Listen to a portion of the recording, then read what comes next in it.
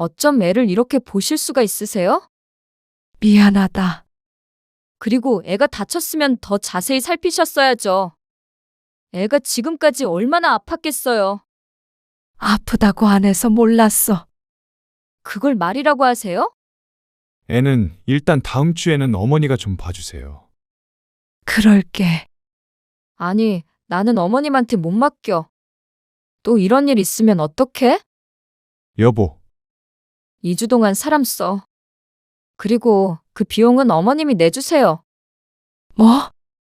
그리고 어제 나온 병원비랑 앞으로 나올 치료비도 다 어머님이 내셔야죠. 하진이 다친 거 어머님 책임이니까 병원비부터 싹 다 책임지셔야죠. 오늘 이야기 속 주인공은 66세 최정임 씨입니다. 그리고 그녀의 아들과 며느리에 관한 이야기이죠. 최 씨는 망연자실했습니다. 며느리가 어떻게 자신에게 그런 요구를 하는지 이해하지 못했습니다. 최 씨가 손주를 봐주던 중 병원에 가게 되자 최 씨는 혼비백산했습니다. 너무 놀라 지금까지도 심장이 벌렁거렸죠. 하지만 그런 최 씨에게 며느리는 책임을 물었습니다. 부모된 입장에서 자식이 다치면 놀라고 속상한 것이 당연했습니다. 그리고 그 책임을 누군가에게 묻고 싶기도 하겠죠. 그 마음은 최 씨도 충분히 이해했습니다. 하지만 손주의 병원비까지 요구하는 며느리.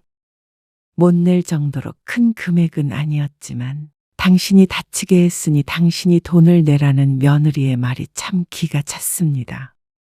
그렇다고 최 씨가 고의로 손주를 다치게 한 것도 아닌데 그렇게까지 해야 직성이 풀리나 싶었습니다.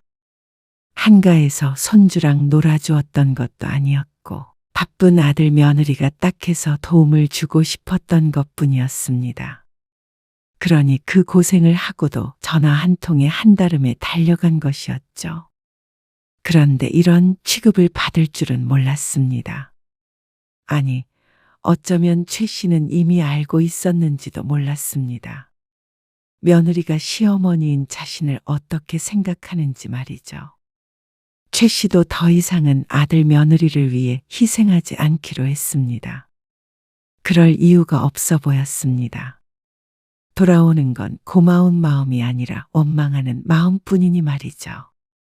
최 씨는 아들 하나, 딸이 둘 있었습니다. 아들과 큰딸은 결혼해서 근처에서 살고 있었고 막내딸은 조금 떨어진 곳에서 직장에 다니며 혼자 살고 있었습니다. 최 씨는 은퇴한 남편과 둘이서 살고 있죠. 최 씨도 50대까지는 직장에 다니다가 60대 들어서는 가끔씩 여동생네 식당일 소일거리 삼아 돕곤 했습니다. 하지만 그마저도 최근에는 힘들어졌습니다. 어머님, 요새 식당 안 바쁘시죠? 하진이 어린이집 끝나고 집에 와서 3시간 정도만 봐주실 수 있어요? 오늘 회사 일찍 끝난다고 하지 않았어? 네. 그럴 줄 알았는데 회식이 갑자기 잡혔네요. 아이고, 오늘은 식당에 가보기로 했는데. 아, 많이 바쁘대요? 많이 바쁜 건 아닌데 요새 통 못 가서. 바쁜 거 아니면 저희 좀 도와주세요. 회사 일이라 도저히 뺄 수가 없어서 그래요.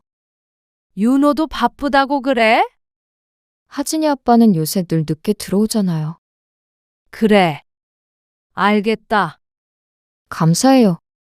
그저께도 아들네에서 손자를 봐주고 왔는데 이틀 만에 또 호출이었습니다. 그리고 손자가 아주 어릴 때는 거의 출퇴근을 하는 정도로 왔다 갔다 하며 봐주기도 했습니다. 그리고 결혼한 자식이 둘이기 때문에 육아를 부탁하는 건 아들뿐만이 아니었죠. 하진이 데리고 왔다. 네, 감사해요. 얼른 들어갈게요. 최 씨는 어린이집 차량에서 내린 손자를 데리고 아들네 집으로 들어왔습니다. 손자를 씻기고 밥을 차려주면 한두 시간은 훌쩍 지나가 있었습니다. 하진아, 다 논 장난감은 정리해야지. 그리고 아이를 쫓아다니면서 치워야 했습니다. 허리가 나만할 리가 없었습니다. 아이고, 할머니 허리 아프단 말이야. 60대 중반에 접어드니 손자 하나 보는 일도 힘에 부쳤습니다. 일찍 온다던 며느리는 저녁 9시가 넘도록 오질 않았습니다. 손자를 재운 지는 30분이 지났습니다. 뒷정리를 하고 소파에 앉아 있으려니 눈이 가물가물 감겼습니다. 그리고 현관문 열리는 소리가 들렸을 때는 이미 11시가 지난 시각이었습니다. 이제 와? 네. 늦었죠. 아들과 며느리가 어쩐 일로 같이 들어오고 있었습니다. 이 앞에서 만났어요. 난 얼른 가봐야겠다. 버스 있을까요? 저도 술을 마셔서. 택시 타고 가야지. 그러자 아들이 지갑을 꺼내서 5만 원짜리 한 장을 건넸습니다. 택시비 하세요. 어머님, 조심히 가세요. 그래. 아참. 하진이 있는데 안마의자는 위험하니까 안방으로 옮기던지 해. 아까도 그 위에서 올라가서 놀더라. 아, 코드 빼놔서 괜찮아요. 다리라도 빠지면 어떡해. 한 번도 그런 적 없어요. 걱정 마세요.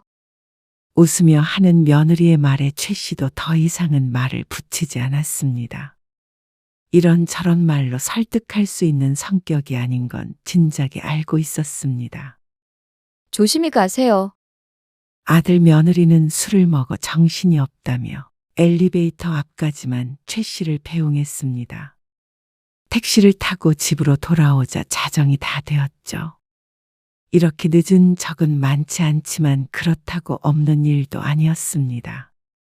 사람이 일만 하며 살 수는 없기에 아들 며느리가 부탁하면 웬만하면 들어주는 편이었죠.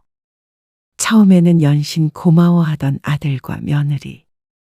고생한다며 늘 식사도 챙겨주고 간식은 손 닿는 곳에 어디나 있었습니다. 홍삼이나 건강식품 등도 주면서 감사의 표시를 하곤 했습니다. 하지만 이제는 밤늦게 최 씨 혼자 보내는 일도 허다했습니다. 택시비를 쥐어주며 말이죠. 그리고 그 외에 돈은 받지 않았습니다. 시간이 지날수록 아들과 며느리의 부탁은 늘어만 갔습니다. 어느 날은 친구 돌잔치, 어느 날은 회사 일, 어느 날은 모임. 주말에도 손주를 봐달라고 하는 일이 잦아졌습니다. 그래서 사실상 최 씨는 요즘 식당 일은 뒤로 하게 되었고 거의 손주만 보는 나날이 이어졌죠. 엄마, 우리 애들 좀 주말에 봐줘요. 우리 어머님 입원하셨는데 병원에 들렸다가 주말에 아버님 밥도 챙겨드려야 되고. 정신 하나도 없어요. 집으로 데리고 올 거야? 토요일 오전에 데려다 놓고 일요일 오후에 데리러 갈게요. 괜찮아요? 딸의 전화를 받고 최 씨는 남몰래 한숨을 쉬어야 했습니다. 바로 어제도 아들네 부탁으로 손자를 봐주고 왔는데 주말에도 쉴 수가 없었습니다. 알았어. 엄마, 고마워요. 토요일에 봐. 전화를 끊자 옆에 있던 남편이 혀를 차며 말했습니다. 요즘에 애 맡길 부모 없는 사람들은 애를 키우지도 못하겠네. 그래도 어쩌겠어요. 다들 바쁜데 도와줄 수 있을 때 도와줘야지. 당신 허리도 아프다면서. 오늘 잠깐 물리치료 받고 와야지. 적당히 좀 하라고 그래. 당신이 무슨 슈퍼맨도 아니고 아이고. 남편이 고개를 절레절레 저었습니다. 최 씨도 같은 심정이었습니다. 너도 나도 엄마를 찾아대는 통에 최 씨는 몸이 10개라도 부족한 기분이 들었습니다. 애가 생기기 전에는 연락 안 하고도 잘만 지내더니 이제는 거의 매일 자식들을 보며 사는 기분이 들었습니다. 그래도 나는 부럽기만 하다. 우리 애들은 멀리 있어서 1년에 한두 번 얼굴 보는 것도 얼마나 힘든지 몰라. 요즘 애들은 명절에도 안 오려고 한다니까. 나중에 손주들 한번 봐줘봐. 그런 소리가 나오나? 지인의 말에 최 씨는 기운 빠진 음색으로 대꾸했습니다. 어쩔 때는 명절에도 안 왔으면 하고 생각하기도 했습니다. 그만큼 손주들에 치여 살게 된 삶이 고달펐습니다. 그럼에도 거절하지 못하는 최 씨 스스로가 사서 고생하는 것이긴 해도 말이죠. 어머님, 내일 혹시 시간 괜찮으세요? 내일 집에 있긴 한데, 왜? 하진이 때문이니? 아, 네. 저희 집에 하진이 아빠 친구들이 놀러 오기로 했는데 또 술 잔뜩 마시고 그럴 것 같아서요. 하진이를 그냥 어머님 댁에 맡기는 게 나을 것 같아서 전화드렸어요. 이번 주에는 좀 쉬려고 그러는데, 아, 무슨 일 있으세요? 그런 건 아니고 허리가 안 좋아서 하진이 봐주기는 좀 힘들 것 같아서 그래.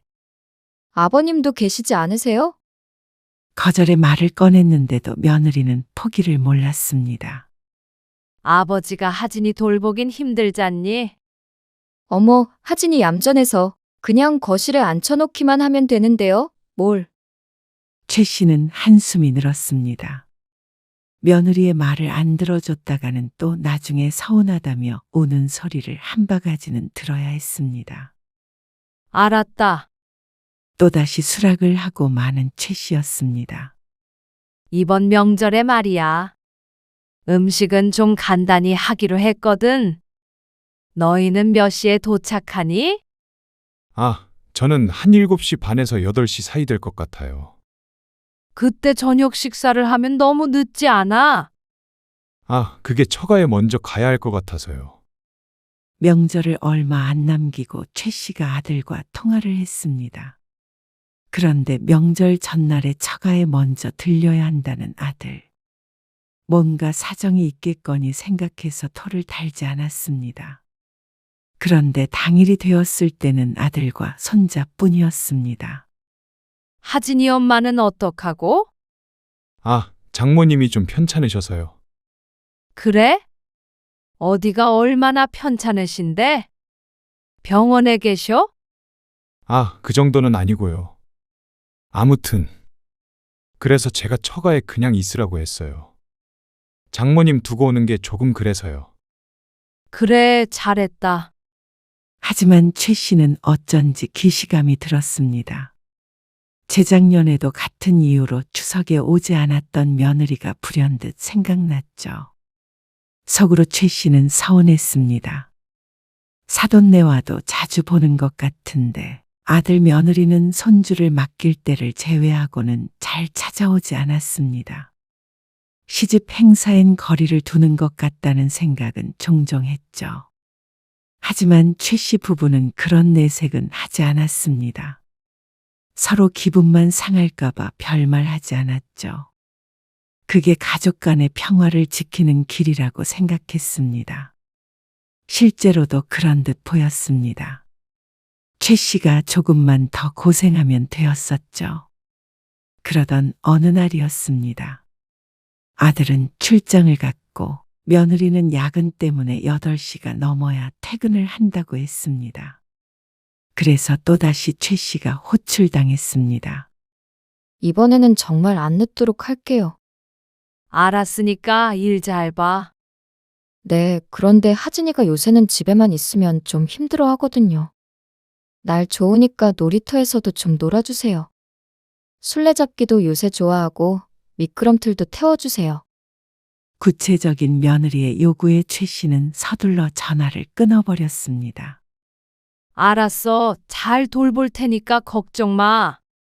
최 씨는 하원을 한 손자를 데리고 아파트 단지 안에 있는 놀이터로 갔습니다.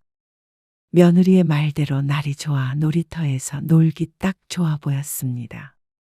할머니, 나 미끄럼틀 탈게. 그래. 알았어. 여기 밑에서 잡아줄게. 어린아이는 노인네와는 달리 체력이 무척 좋았습니다. 미끄럼틀을 10번도 넘게 오르락 내리락 한 것 같은데도 또 올라가겠다고 상하였습니다.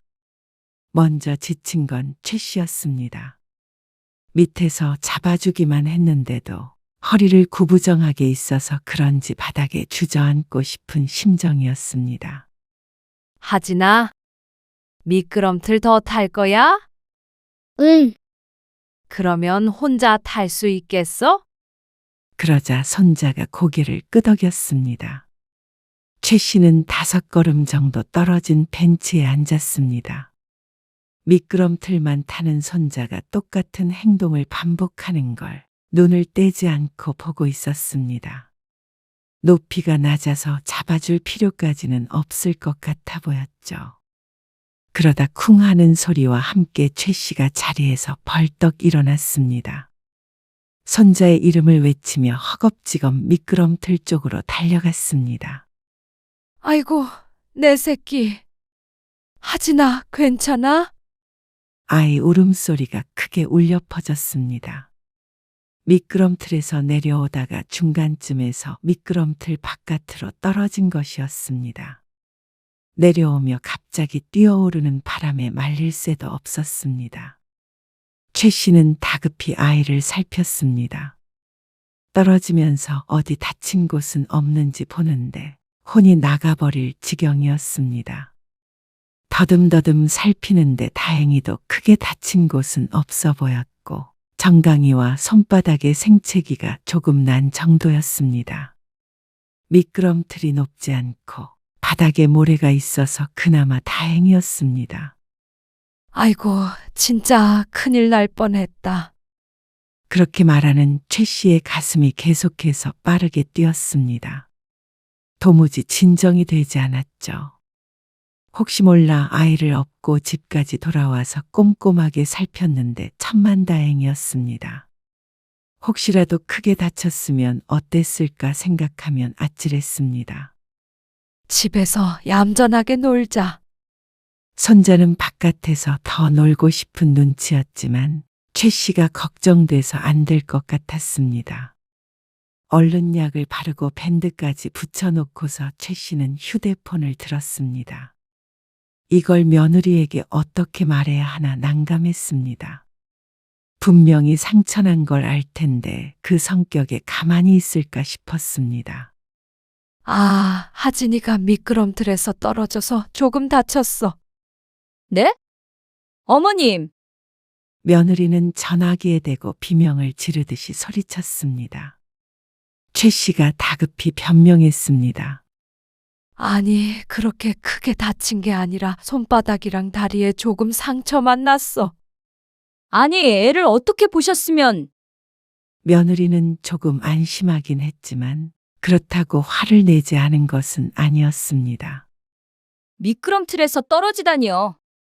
하마터면 큰일 날 뻔했잖아요. 그러게 말이야. 내가 앉아서 잘 보고 있었는데 안 잡아주시고 앉아서 보고 계셨던 거예요? 그게 허리가 아파서 말이야. 그러자 며느리의 잔소리가 시작됐습니다. 아이고, 미안하다. 내가 조금 더 잘 봤어야 했던 건데. 진짜 속상해서 미치겠어요. 이럴 거면 어머님한테 애 안 맡겼죠. 친할머니니까 어련히 잘 봐주실 거라고 생각했던 거잖아요. 미안하다. 지금 집에 들어왔어. 집에서 얌전히 놀라고 했으니까 걱정 말어. 며느리는 한참 동안 최 씨를 나무라더니 다시 일하러 가야 한다며 전화를 끊었습니다. 최 씨는 따가운 귀를 문질렀습니다. 얼른 밥을 먹이고 재워야 마음이 편할 것 같았습니다. 한번 손주를 다치게 하니 이제는 손주가 금방이라도 터지는 폭탄처럼 느껴졌습니다. 놀다가 사고를 치기 전에 며느리가 왔으면 하는 바람이었습니다. 거실에서 장난감을 갖고 놀고 있는 손자를 확인하고 부엌으로 갔습니다. 한창 손주가 먹을 밥을 하고 있는데 벼랑간 손주의 울음소리가 들려왔습니다. 이제는 잉소리만 들려도 심장이 바닥으로 떨어지는 기분이 들었습니다. 또 어디에 찧었나 싶어서 거실로 가보았더니 소파 밑에서 발목을 부여잡고 울고 있는 손자가 보였습니다. 하진아, 왜 그래? 그러자 손자가 자꾸만 발목이 아프다며 울었습니다. 최 씨가 달래자 손자의 울음은 더욱 커져만 갔죠. 혹시 아까 미끄럼틀에서 떨어지면서 다친 거 아니야? 최 씨가 손자의 양말을 얼른 벗겨보았습니다. 그러고는 깜짝 놀랐습니다. 손자의 발등이 부풀어 있었습니다. 아이고, 이거 왜 이래? 또다시 철렁 내려앉는 가슴에 최 씨가 다급하게 며느리에게 전화를 걸었습니다. 아이고, 하진이 발이 이상하다. 어디가 부러졌는지 부었고 해가 막 온다. 네? 뭐라고요? 안 다쳤다면서요? 아까는 멀쩡했어. 어머님! 며느리가 집으로 바로 오겠다고 했습니다. 아니야, 병원으로 와라. 내가 얼른 병원으로 갈 테니까. 최 씨는 아이를 들쳐업고 택시를 탔습니다. 그리고 근처 응급실로 데리고 갔죠. 엑스레이를 찍고 검사를 하는 동안 며느리가 병원에 도착했습니다. 회사가 근처라 다행이었습니다. 이게 어떻게 된 거예요? 글쎄다. 나도 잘 모르겠어. 밥을 하고 있었는데 갑자기 아프다면서 울잖아. 미끄럼틀에서 떨어졌을 때 제대로 살피셨어야죠. 잘 살폈어. 그때는 정말 괜찮았는데 떨어진 지 1시간은 됐을 때야. 그런데 병원까지 오게 만들어요? 그러자 최 씨도 할 말이 없었습니다. 어쨌거나 자신의 부주의로 손자가 아픈 것은 맞으니 말이죠. 그리고 손자는 발등이 골절되었다는 진단을 받았습니다. 그 말에 최 씨는 의자에 주저앉았습니다. 그렇게 심각한 상황이었는데도 자신이 까맣게 모르고 밥이나 하고 있었다는 게 충격적이었습니다. 그리고 며느리는 더욱 화가 났습니다. 어쩜 애를 이렇게 보실 수가 있으세요? 미안하다. 그리고 애가 다쳤으면 더 자세히 살피셨어야죠. 애가 지금까지 얼마나 아팠겠어요. 아프다고 안 해서 몰랐어. 그걸 말이라고 하세요? 화가 나고 속상한 마음은 이해가 가지만 며느리는 점점 도를 지나치는 것 같았습니다. 최 씨도 속상한 와중에 울컥하게 되었습니다. 일부러 그런 것이 아니었는데도 최 씨를 아이를 방치하고 학대한 할머니 취급을 하는 며느리에게 서운하기도 했습니다. 하지만 아픈 손자를 보면 또다시 죄인이 되었습니다. 허리가 아파서 손자를 붙잡지 않고 벤치에 앉아 있던 것은 사실이었기에 입이 열개라도 할 말이 없었습니다. 자식이 아프면 얼마나 마음이 찢어지는지 최 씨도 모르는 것이 아니기에 며느리에게 따질 마음도 들지 않았습니다. 오죽하면 시어머니에게 저러나 싶기도 했습니다. 손자는 발에 통깁스를 하고 병원을 나왔습니다.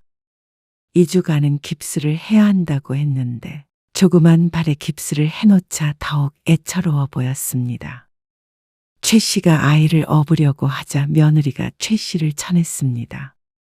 건드리지 마세요. 그 말에 또다시 최 씨는 상처를 받고 말았죠. 하진이 어린이집 못 갈 테니까 내가 와서 봐줄게. 그러자 며느리가 원망스러운 눈으로 최 씨를 쳐다보았습니다. 그렇다고 며느리가 2주 동안 일을 쉴 수도 없으니 최 씨의 손에 맡기긴 해야겠는데 불안하기도 하고 화가 나기도 하고 억울한 모양이었습니다. 미안하다. 내가 제대로 봤어야 되는 건데. 며느리는 대답하지 않고 손자를 데리고 집으로 들어가 버렸습니다. 시간이 늦어서 최 씨도 집으로 돌아와야 했지만 차마 발길이 떨어지질 않았습니다. 다음 날 주말이고 아들이 출장에서 돌아오는 날이라 별 탈은 없겠지만 걱정이 되었습니다. 그래서 다음 날 또다시 아들네 집을 찾았습니다. 부르지도 않았는데 방문한 것은 이번이 처음이었죠. 왜 오셨어요? 하진이 걱정돼서 왔지. 들어오세요. 아들도 집에 돌아와 있던 모양이었습니다. 아들을 지나쳐 안으로 들어가자 소파에 앉아 있는 손자가 보였습니다. 하진아, 괜찮아? 그러자 손주가 말없이 고개를 끄덕였습니다. 아이도 많이 놀란 모양이었습니다. 어쩌다가 그러셨어요? 아들이 난감한 표정으로 최 씨에게 물었습니다. 하지만 최 씨도 설명을 해줄 수 있는 것이 많지가 않았습니다. 최 씨도 도무지 뭐가 뭔지 알 수가 없었기 때문이었습니다. 미끄럼틀 타다가 바닥으로 떨어졌는데 조금 까져서 업고 집으로 들어왔어. 그때까지만 해도 장난감 가지고 잘 놀고 있었어. 그래서 밥 해주려고 부엌에 있다가 비명소리를 듣고 나온 거야. 그랬더니 발이 그게 말이 되나요?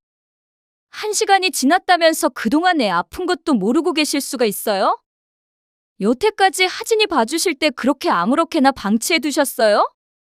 아니야. 그럴 리가 있냐? 최 씨는 너무나도 억울했습니다. 아무리 힘들어도 자신의 손자를 그렇게 둔 적은 없었습니다. 봐주는 내내 1분 1초도 안 떨어져 있을 수는 없지만 그래도 성심성의껏 돌보았던 것에는 한치의 거짓도 없었습니다. 최 씨는 어쩐지 눈물이 날 것 같았습니다. 여전히 며느리는 최 씨의 탓을 했고 아들은 골치가 아프다는 듯이 옆에서 머리만 쓸어 올리고 서 있었습니다. 애 키우다 보면 그럴 수도 있으니까 너무 걱정 말라고 말해주는 사람은 누구도 없었죠. 미안하다. 애는 일단 다음 주에는 어머니가 좀 봐주세요. 그럴게. 아니, 나는 어머님한테 못 맡겨. 또 이런 일 있으면 어떡해? 여보, 2주 동안 사람 써. 그리고 그 비용은 어머님이 내주세요. 뭐? 그리고 어제 나온 병원비랑 앞으로 나올 치료비도 다 어머님이 내셔야죠.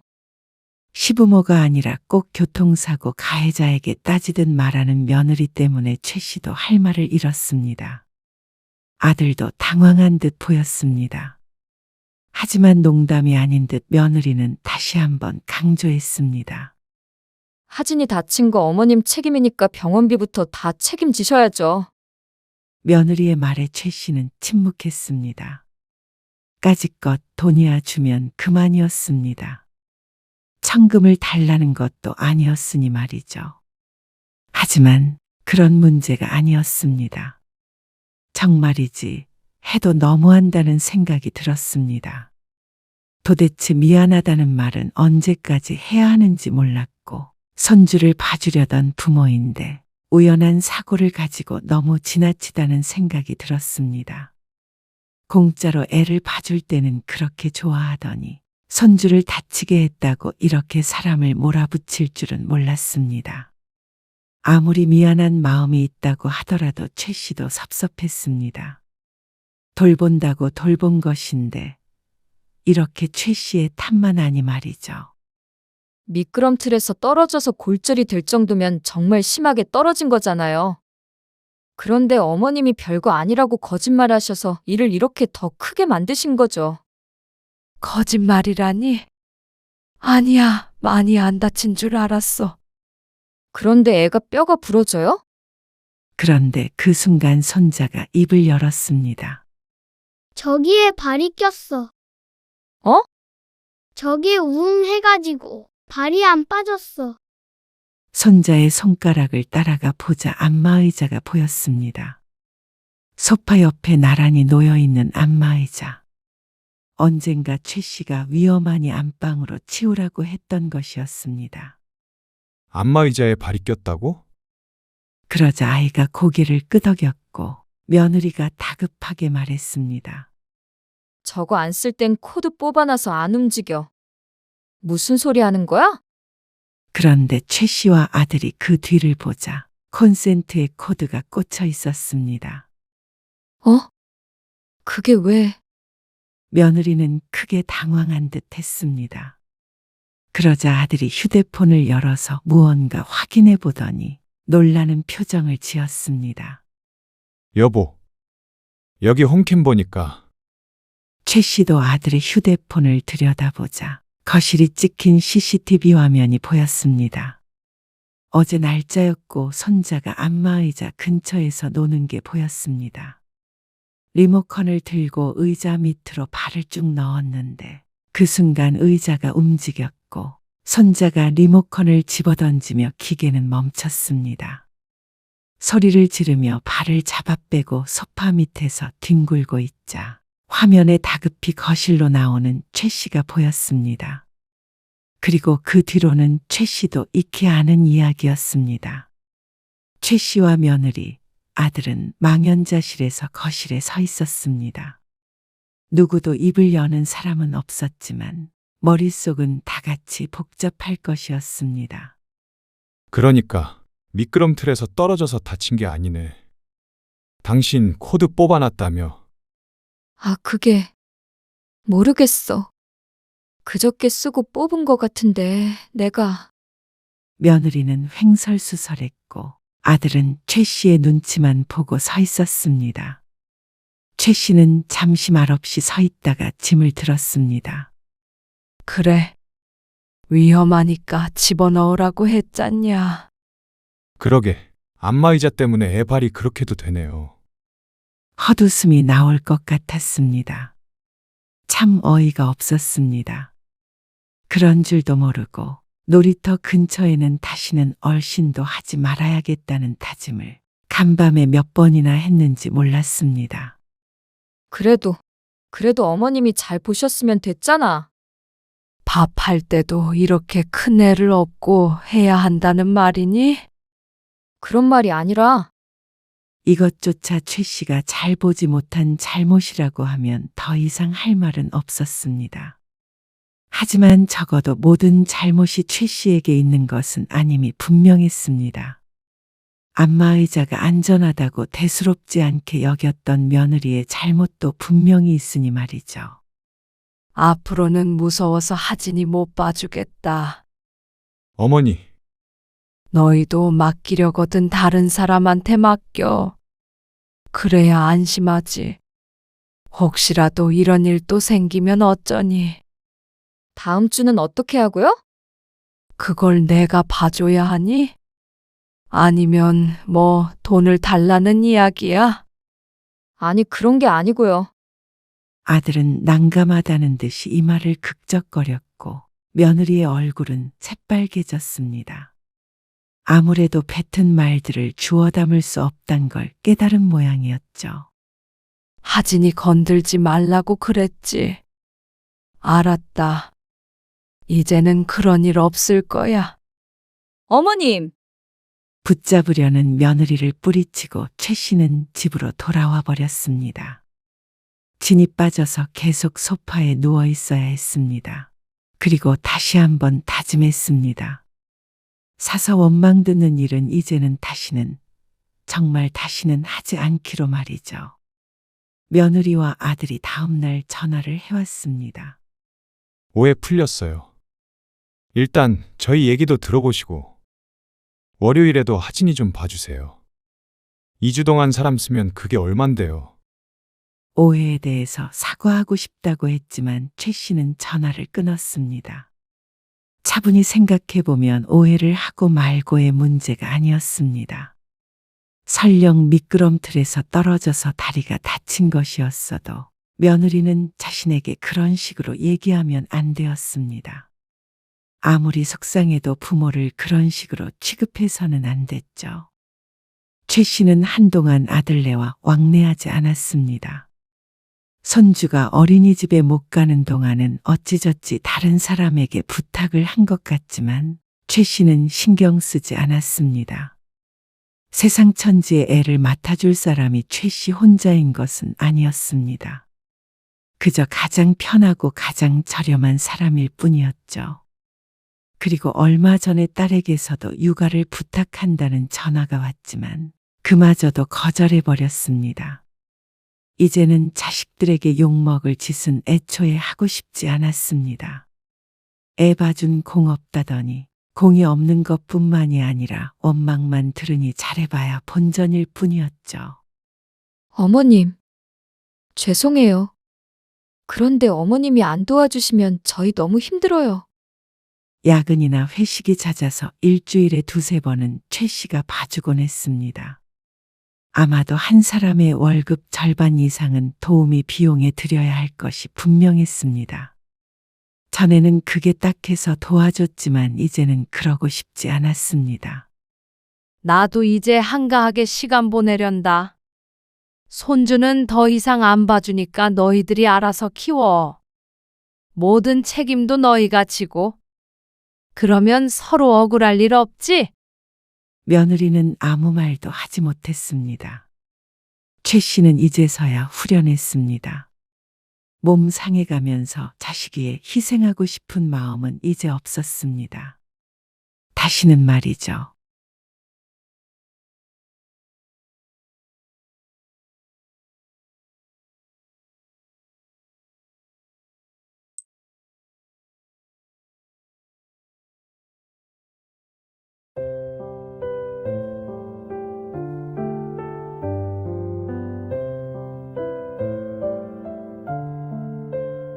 파김치도 그렇고 작년에 김장김치도 다 네가 보내달라고 해서 보내준 거잖아.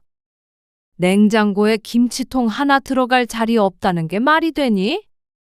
그리고 그렇다고 어제 가져다 준 걸 손도 안 대고 버려. 근데 그럴 거면 뭐하러 해달라고 그런 거야? 그냥 그땐 먹고 싶어서 그랬지. 근데 바빠서 냉장고 정리할 시간도 없고 그래서. 냉장고에 김치통 자리 하나 만드는 것도 그렇게 귀찮았어? 5분이면 되는걸. 그거 만들어서 가져오는 데는 얼마나 걸렸는지 알긴 아니? 알지. 버리면서 엄마 아빠 얼굴 같은 건 안 떠올랐니? 오늘 이야기 속 주인공은 68세 이정희 씨입니다. 그리고 그녀의 딸에 관한 이야기이죠. 이 씨에겐 딸이 무척 각별했습니다. 자식이라곤 딸 하나뿐이었고 가장 가까운 가족이자 친구이자 아들이나 마찬가지였습니다. 그만큼 의지했고 사랑했습니다. 그래서 딸에겐 뭐든지 해주고 싶었습니다. 내가 해줄 수 있는 게 있어서 기쁘다고 생각했습니다. 딸은 그렇지 않다는 걸 너무 늦게 깨달았을 뿐이었죠. 열무국수를 좋아하던 딸을 위해 직접 농사지어 김치까지 담가 서울로 찾아간 이 씨. 딸에게 무언가 바라고 한 행동은 아니었습니다. 그저 내 딸이 좋아하는 걸 기쁘게 먹어줬으면 하는 친정엄마의 마음이었죠. 그런데 그날 통째로 버려진 김치통을 발견한 이 씨는 무너져 내렸습니다. 비록 김치통 하나일 뿐이었지만 거기에 담긴 정성은 열무를 심을 때부터 시작이 된 것이었습니다. 그리고 그것 하나 전해주기 위해 먼 길을 달려온 이 씨. 그 모든 노력과 사랑이 부정당한 기분이었습니다. 며느리가 그런다는 이야기는 심심치 않게 들어보았지만 친딸이 그럴 줄은 꿈에도 몰랐습니다. 언제나 엄마 뭐 해줘? 뭐 좀 보내줘? 하고 당연하다는 듯이 부탁하는 딸이었으니 말이죠. 한 가지는 확실했습니다. 딸에게 있어서 부모란 필요한 존재이지 애틋한 존재는 아니란 것이었습니다. 그렇다면 이 씨도 더 이상의 짝사랑은 의미가 없다고 여겨졌습니다. 결국엔 돌아오지 않을 사랑이었죠. 이 씨는 딸이 하나 있었습니다. 서울로 대학을 가며 따로 살기 시작했고 이 씨는 남편과 둘이 시골에서 살고 있었습니다. 이번에 오이가 진짜 잘 컸거든. 좀 보내줄까? 어이 좋지.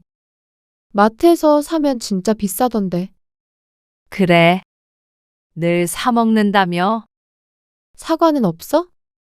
사과는 없지. 아는 사람한테서 사서 좀 보내줄게. 그럼. 알았어. 생선은? 생선도 다 먹었어? 보내줘. 이것저것 보내줘. 그럼.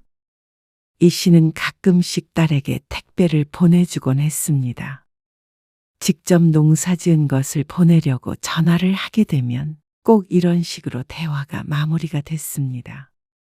이 씨가 짓는 농사나 지역에 관계없는 음식까지 보내달라고 하는 딸 때문에 이 씨는 돈을 주고 사서 보내주곤 했습니다. 사서 먹으라고 해. 택배비가 더 들겠다. 그래도 보내는 김에 보내주면 좋죠. 아직도 정의가 한 줄 알아? 애라서 그러는 게 아니고 내 자식이니까 그렇죠? 뭘? 남편이 옆에서 혀를 찼습니다. 말은 그렇게 해도 딸이 뭘 좋아한다고 그러면 텃밭에 꼭 바로 심곤 하는 남편이었습니다. 처음 심어보는 것은 휴대폰 영상을 보고 배우기도 했습니다. 딸은 이 씨 부부에게 그런 존재였습니다. 딸은 결혼하면서 서울에 완전히 정착했습니다. 고향으로 내려올 일은 1년에 몇 번 되지 않게 되었습니다. 그렇다고 이 씨가 딸을 자주 못 본 것은 아니었습니다. 결혼하고 얼마 안 되어 딸이 아이를 갖자 오히려 이전보다 딸의 곁에 있는 시간이 길어졌죠. 한 3달 정도만 엄마가 와서 몸조리 좀 해줘. 3달이나? 그 정도는 해야지. 출산을 하고 딸이 산후조리원에 있을 때였습니다. 딸이 조리원에서 나온 뒤에 몇 달간 자신의 몸조리를 이 씨에게 부탁했습니다. 네 아버지만 두고 올라가기가 좀 그래. 요즘에는 나라에서 도와주기도 한다는데 그걸로는 안 되지. 밤에 어떡해. 그래도 애가 하나잖아. 엄마, 좀 도와주면 안 돼. 그렇다고 시어머니한테 부탁드릴 수는 없잖아. 그리고 딸의 얘기를 들은 남편이 오히려 이 씨의 등을 떠밀었습니다. 3달 만이라며. 그래도 애를 낳았는데 당신이 가서 좀 챙겨주고 해야지. 당신은 어쩌고요? 내가 뭐? 혼자서 있지도 못할까 봐. 밥도 차려 먹고 하니까 걱정 말어. 그래서 이 씨는 서울에서 몇 달 지내며 딸의 산후조리도 해주었습니다. 그리고 딸이 복직할 때가 되었을 때도 또 1년 정도 가서 손주가 어린이집에 가기 전까지 봐줬습니다. 그때는 주말에 가끔 집에 내려오긴 했지만 그런 생활이 쉬운 것은 아니었습니다. 이 씨는 식사도 청소도 육아도 도맡아 했습니다. 머무는 동안만이라도 딸과 사위가 편히 일했으면 했습니다. 특히나 이 씨가 하지 않으면 딸이 일이 될 것이기에 딸 고생 안 시키려고 노력했죠. 손주가 어린이집에 다니며 더 이상 이 씨의 보살핌이 필요 없어졌을 때 이 씨는 다시 집으로 왔습니다. 딸이 붙잡았지만 이 씨도 더 길게 머무를 수는 없었습니다. 그맘때쯤 이 씨의 허리가 안 좋아지기도 했고 사위도 무척 불편해했기 때문이었습니다. 대신 가끔씩 며칠 동안 아이를 봐야 하는 특별한 사정이 생기면 나를 잡고 이 씨가 올라가기도 했습니다. 그래서 남편은 몰라도 이 씨는 딸의 얼굴을 그래도 2달에 1번 꼴로 보긴 했던 것 같았습니다. 엄마, TV 보니까 요즘 열무 나오나 봐. 열무국수 먹고 싶다. 안 그래도 너 예전에도 그 소리 해서 아빠가 열무 농사 지었잖아. 정말 보내줘. 그래, 열무 보내줄게. 근데 열무만 보내주면 어떡해. 내가 열무 김치를 어떻게 만들어. 그러면 김치를 해서 보내줄게. 딸과 통화하다가 딸이 지나가는 말로 열무국수가 먹고 싶다고 했습니다. 요새 입맛이 없어졌다는 그 말에 이 씨는 걱정이 되었습니다. 그리고 통화를 끝마치자마자 이 씨는 텃밭에 가서 열무를 뽑았죠. 정희한테 보내게? 열무국수 먹고 싶다고 그러더라고. 그래? 남편도 그런 이 씨를 옆에서 적극적으로 거들었습니다. 그러고 나서 김치를 담갔는데 다음날 딸에게서 전화를 받았습니다. 엄마, 아직 택배 안 보냈지? 곧 보내려고. 왜? 아니, 나 내일 진짜 중요한 모임이 있거든. 그래서 혹시 엄마 안 바쁘면 와서 하루만 자고 가면 안 되나? 올라오는 김에 열무도 가지고 오고. 내일? 갑자기? 너무 갑작스런 딸의 요청에 이 씨는 당황스러웠습니다.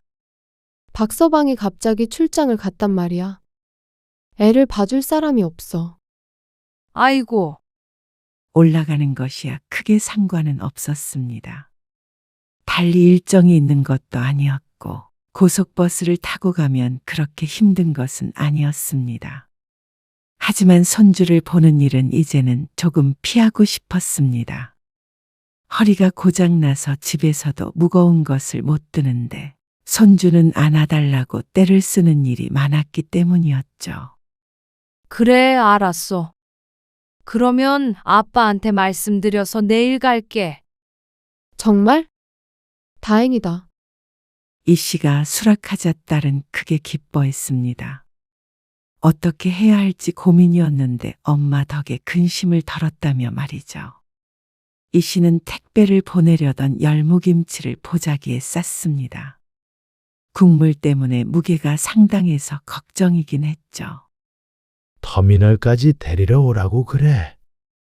이거 혼자 들고 정인의 집까지 가기는 힘들 테니까. 그렇게 할게요. 걱정 말고 밥 잘 챙겨 먹고 있어요. 어서 가봐. 버스터미널까지 이 씨를 데려다 준 남편이 손을 휘휘 저었습니다. 이 씨는 남편을 뒤로하고 버스에 올라탔습니다. 올해는 명절에 딸이 내려왔었고 이 씨가 올라간 적은 없었기에 딸의 집을 방문하는 것은 오랜만이었습니다. 엄마 거의 다 와가는데 나오고 있어? 엄마 어쩌지? 내가 데리러 가려고 했는데 준비가 늦어져서. 무슨 준비? 아니, 나갈 준비하고 있었는데 소율이가 사고를 쳐서 이제야 씻으려고 하고 있어. 엄마가 집으로 찾아오면 안 될까? 아, 짐이 무거워서.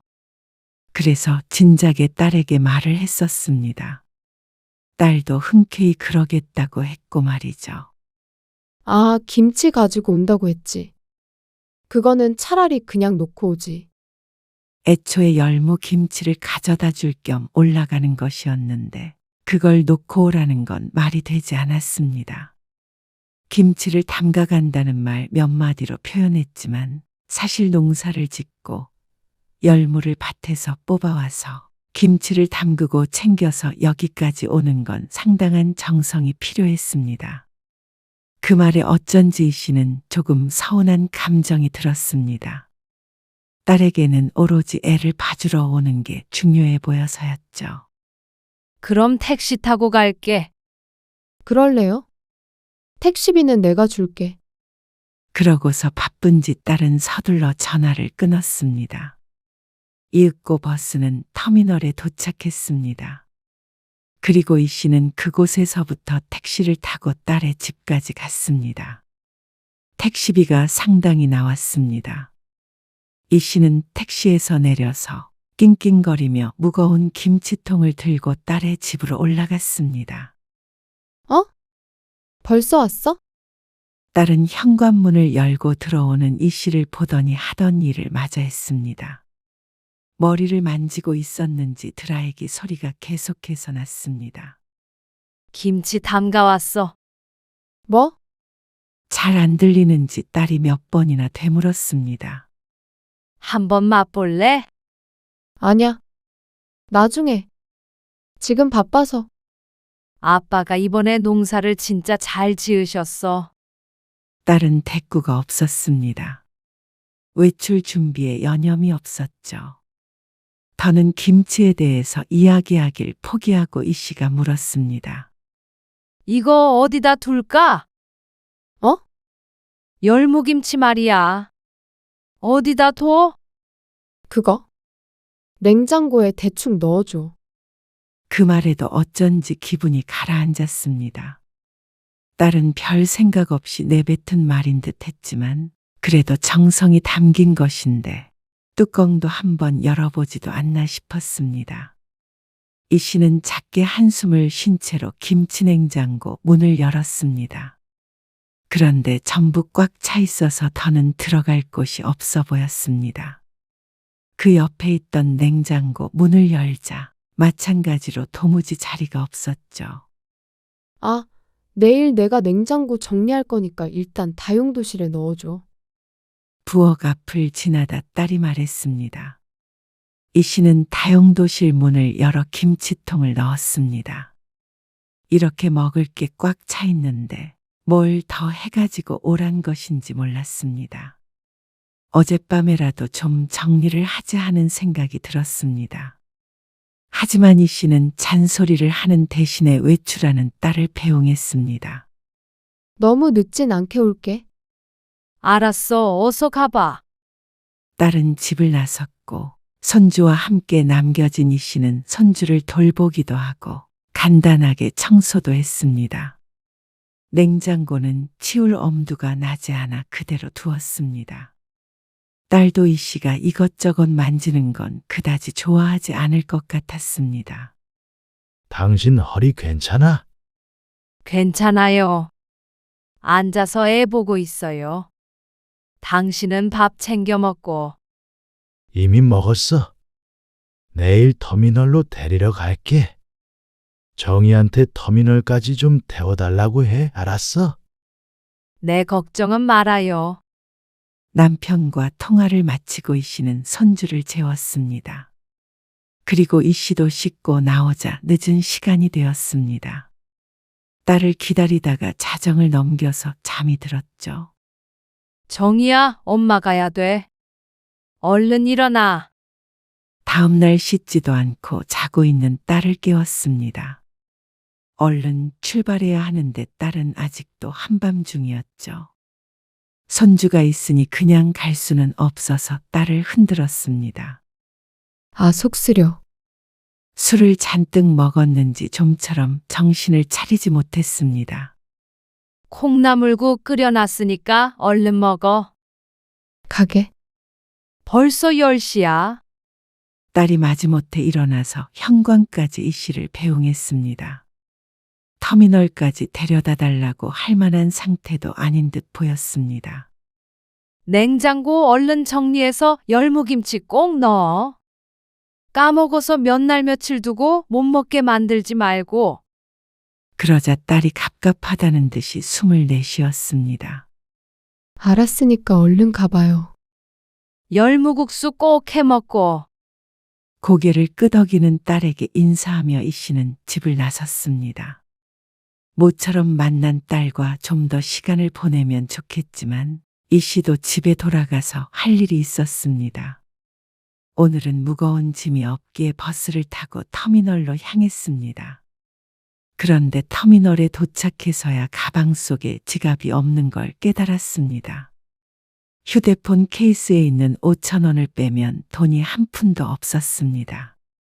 아이고, 시간 낭비했네. 서둘러 나오려다가 오히려 더 늦게 되어 한숨이 나왔습니다. 이놈의 정신머리가 어떻게 된 게 아닌가 싶었습니다. 하는 수 없이 이 씨는 남편에게 조금 늦겠다고 연락하고 다시 딸의 집으로 돌아갔습니다. 다시 돌아가는 버스를 타고 딸이 사는 아파트에 도착하자 시간이 훌쩍 지나 있었습니다. 이러다가 집에 가면 깜깜해져 있을까봐 마음이 급했습니다. 딸이 사는 백일동이 보이자 걸음이 빨라졌습니다. 그러던 찰나에 이 씨의 발걸음이 갑자기 우뚝 멈춰섰습니다. 백일동 현관까지 가려면 분리수거장을 지나야 하는데 그곳에서 보이면 안 되는 것이 보였기 때문이었습니다. 이 씨는 미간을 모아 좀 더 잘 보이게 집중해 보았습니다. 그러고는 설마 하는 마음을 가지고 한 걸음 한 걸음 분리수거장으로 걸어가 보았죠. 아니, 이게 왜 여기에 있어? 손을 씻을 수 있는 간이 싱크대 옆에 음식물 쓰레기통이 4개가 나란히 있었는데 그 앞에 익숙한 김치통이 보였습니다. 누가 보아도 내다 버린 것이 분명해 보였는데 문제는 그게 어제 아침까지만 해도 김 씨가 품에 안고 서울에 올라왔던 것이라는 거죠. 똑같은 김치통일 수 있지 않나 생각할 수 있겠지만 그럴 수는 없었습니다. 왜냐하면 김치통 안에는 내용물이 고스란히 들어있었기 때문이었습니다. 열무김치. 남편이 농사짓고 이 씨가 담가온 것이었습니다. 열무국수를 먹고 싶다는 딸의 한마디에 말이죠. 이 씨는 어쩐지 떨리는 손으로 김치통 뚜껑을 살며시 열어보았습니다. 그러자 이 씨가 가져온 그대로였습니다. 밖에 하루 이틀 두어서 그런지 익어서 거품이 조금 보였습니다. 이게 왜 여기에 있나 싶었습니다. 설마 아니 쓰레기를 버리러 왔다가 깜빡하고 두고 간 것은 아닐 것이었습니다.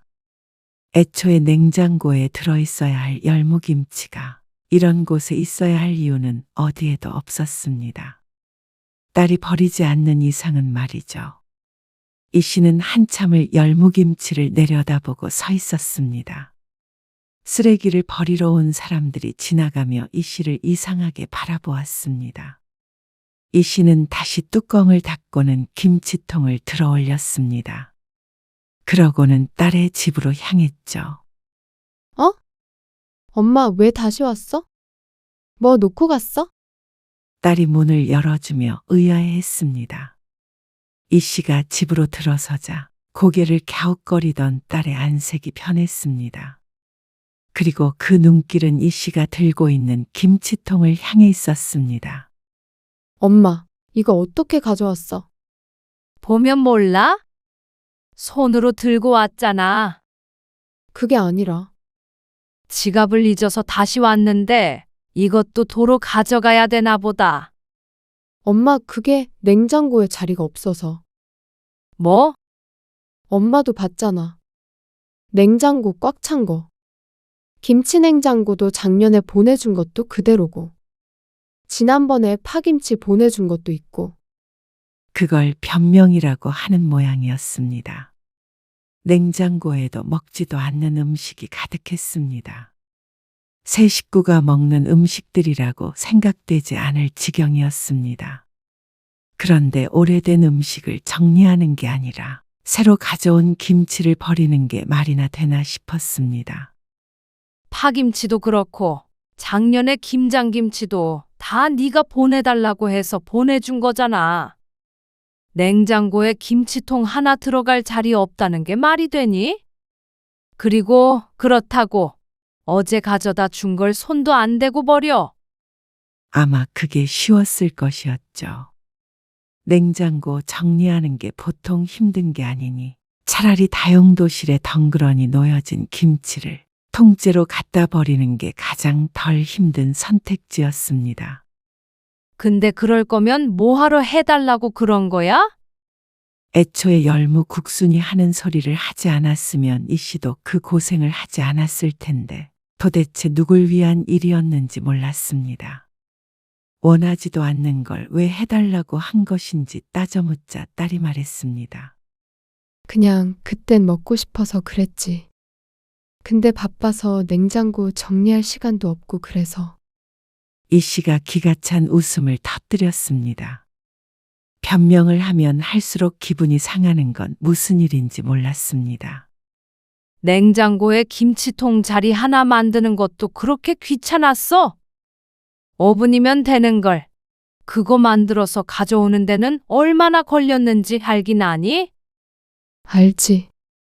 아니, 정말 안다면 그럴 수는 없었습니다.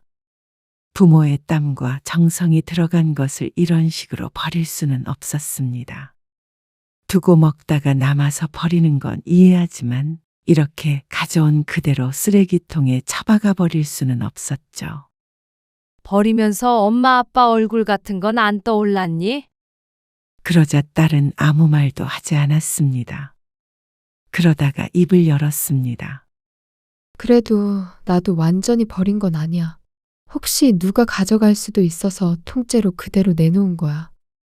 아까워서. 뭐? 아까워서? 그걸 말이라고 하는지. 쓰레기장에서 누구든 주워가서 먹으라는 거야? 왜 그렇게 꼬아서 들어? 엄마 아빠 정성을 몰라서 그런 건 아니라는 거지. 차라리 엄마 갈 때 도로 들고 가라고 그러지 그랬어? 그런 말을 어떻게 해? 그러면 서운해 했을 거잖아. 당연히 딸도 이 씨가 돌아올 것이라고는 상상도 못했을 것이었습니다. 이 씨도 지갑만 놓고 가지 않았더라면 이런 일은 꿈에도 몰랐을 것이었죠. 그러면 엄마가 서운해할까봐 보내준 반찬들도 다 이렇게 버렸어? 그렇게 생각할 수밖에 없었습니다. 다 이런 건 아니야. 딸은 억울하다는 듯이 말했습니다. 하지만 다 이런 건 아니라는 말은 이런 적이 처음은 아니라는 말과도 같았습니다. 이 씨는 허탈한 웃음을 지었습니다. 여태까지 이렇게 정성스럽게 헛짓거리를 하고 있었나 싶었습니다. 차라리 보내달라고 안 했으면 서로 불편하고 귀찮은 일이 없었을 텐데 왜 이런 짓을 했나 도무지 이해가 가지 않았습니다. 너는 한마디 내뱉으면 그만이고 받아서 버리면 그만이지만 해달라는 반찬하고 김장하고 택배 붙이고 하는 게 그렇게 쉬운 일인 줄 아니?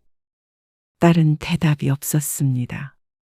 이 씨는 김치통을 내려놓으며 말했습니다. 도로 가져가려고 했는데 쓰레기장에 버려졌던 거 가져가 봐야 뭐 하나 싶네. 네가 가서 뚜껑 열고 음식물 쓰레기통에 제대로 버리던가 해. 이 씨는 그러고서 지갑을 챙겨 뒤돌아섰습니다. 딸은 그런 이 씨를 붙잡지 못했습니다. 집으로 내려오는 길 내내 가슴이 뜨거웠습니다. 목구멍에 용암을 머금고 있는 것 같기도 했습니다. 가슴을 쓸어내려도 우라가 가라앉지를 않았죠. 딸이 먹고 싶다는 소리에 얼마나 정성껏 준비했는지 몰랐습니다. 하지만 쓰레기장에 처박힌 부모의 사랑이 처량했습니다. 꼭 김치가 아니라 자신이 버려진 것만 같은 기분이었습니다. 맛있대? 돌아온 이 씨에게 남편이 물었습니다. 당연히 딸도 김치를 맛보았을 거라고 여기고 묻는 듯 했습니다. 이 씨는 차마 남편에게 있었던 일을 말하지 못했습니다. 이 씨가 받은 상처를 남편도 받을 걸 생각하면 착잡했습니다. 이 씨와 딸은 한동안 서로 연락하지 않았습니다. 딸도 아마 이 씨에게 미안해서 못하는 듯 했습니다. 그리고 이 씨는 딸에게 실망이 커서 더 이상 전처럼 전화통화를 하고 싶지도 않았죠. 엄마, 지난번에는 내가 미안해. 냉장고 정리는 싹 해놨어. 그래. 이 씨는 딸의 말에 퉁명스럽게 대답했습니다. 그러자 딸이 애교스럽게 말했습니다. 지난번에는 내가 너무 바쁘고 정신없고 그래서 그랬던 거 이해하지? 이제는 그런 일 없을 거야. 그러니까 지난번에 해줬던 열무김치 다시 해서 보내줄 수 있어? 딸은 나름대로 이 씨의 기분을 풀어주려고 한 말인 듯 했습니다. 그런데 반찬을 해달라고 하면 좋아할 거라고 생각하는 것 자체가 잘못되었습니다. 이제 너한테 반찬 해다 주는 일 없을 거야. 애 봐주러 가는 일도 없을 거고. 엄마, 지난번에는 내가 미안하다니까. 그러면 엄마는 좋다고 다시 너 반찬해서 보내줘야 해? 그런 게 아니라 살다 보면 좀 서운한 일이 있을 수도 있지. 그렇다고 애까지 못 봐준다는 소리를 해? 지금 너 서운하다고 하는 소리야? 사과하러 전화한 줄 알았더니 때를 쓰려고 전화한 모양이었습니다. 이 씨는 딸의 요청을 단호하게 거절했습니다. 이제는 죽었다 깨어나도 딸의 부탁을 들어주는 일이 없을 것이었습니다. 그게 지난 며칠간 가슴에 피멍이 든 이 씨가 내린 결론이었습니다. 하지만 딸은 그걸 도저히 받아들일 수 없는 모양이었습니다. 그날 이후로도 몇 번 더 전화를 걸어서 말도 안 되는 소리를 했습니다. 냉장고 정리해서 먹을 거 없어? 김치도 오래된 거 다 버려서 김치 냉장고도 비었고 말이야. 그러면서 그걸 다시 이 씨 보고 채우라는 말이었습니다. 이번에는 버리는 일이 없다면서 말이죠. 하지만 한 번 속지 두 번 속는 바보는 아니었습니다. 그리고 쓰레기장에 있던 김치통은 아직도 눈앞에 생생했죠. 역시나 부모 가슴에 대못을 박은 자식은 그날의 일을 대수롭지 않게 생각하는 듯 했습니다. 그저 비밀 하나를 들켰지만 어쩔 수 없다는 듯한 행동이었습니다. 이 씨는 더욱 생각을 굳혔습니다. 엄마, 진짜 안 해줄 거야? 그리고 소율이도 엄마 보고 싶다는데? 이 씨는 딸이 보내온 문자 메시지에 답장을 했습니다. 그러자 딸에게서 바로 전화가 걸려왔습니다. 이게 뭐야? 계산서라니? 뭐긴 뭐야. 엄마가 너한테 해다 바친 거 정산하려는 거지. 정산이라니? 엄마가 딸한테 해준 걸 돈을 받아? 아무래도 공짜로 줬더니 그렇게 쉽게 버렸던 것 같아. 나는 괜히 공짜 노동만 했잖냐? 도저히 억울해서 안 되겠어. 그렇다고 돈을 내라고 그러는 게 어딨어? 재료비에, 차비에, 노동비에. 이게 다 뭐야? 지난번 열무김치 값이 왜 50만 원이야? 농사 지은 것부터 시작해서 여태 들인 노동력과 정성까지 합친 거야. 그렇다고 김치 한 통에 50만 원이 말이 돼. 원래는 거기에 곱하기 100은 해야 해. 그동안 너한테 보낸 게 그 정도는 되겠다. 뭐? 그러면 5천만 원 달라고? 그건 천천히 받도록 하고 네가 내다 버린 열무김치 50만 원은 지금 계좌로 보내줘라. 이 씨의 말에 딸은 무척이나 황당해했습니다. 앞으로 뭐가 먹고 싶어서 보내달라고 하려거든 이렇게 계산해줘. 그러면 알바하는 셈 치고 해서 택배로 보내줄 테니까. 아, 참 애 봐주는 거는 곱하기 2 해야 하고. 말이 돼. 어떻게 엄마가 딸한테 그럴 수 있어? 엄마 아빠도 사람이야. 무조건 주기만 하는 사람이 아니야. 그러고서 전화를 끊었고 그 뒤로 이 씨의 성화에 따른 정말 50만 원을 입금했습니다. 그리고 그 뒤로는 다시는 무언가 보내달라는 소리는 하지 않았습니다. 더불어 손주를 봐주러 올라오라는 소리도 하지 않았죠. 대가를 지불하라고 했더니 이리도 편해질 줄은 몰랐습니다. 돈을 내기 싫기도 하겠고 이 씨가 으름장을 놓아서 더는 그럴 수도 없을 것이었습니다. 속이 후련한 한편 무척 씁쓸하기도 했습니다. 뒤늦게 이 사실을 알게 된 남편도 상심이 큰 모양이었습니다. 정희 걔는 어떻게 그럴 수가 있어? 딸과 통화도 제대로 하지 않는 이 씨가 이상했는지 이 씨를 추궁해서 알게 된 사건이었습니다. 그 뒤로 남편도 딸에게 전화를 하지 않았습니다. 게다가 명절에도 오지 말라고 혼쭐을 내준 참이었습니다. 정희 생각할 시간에 우리나 맛있는 국수 해먹고 말지.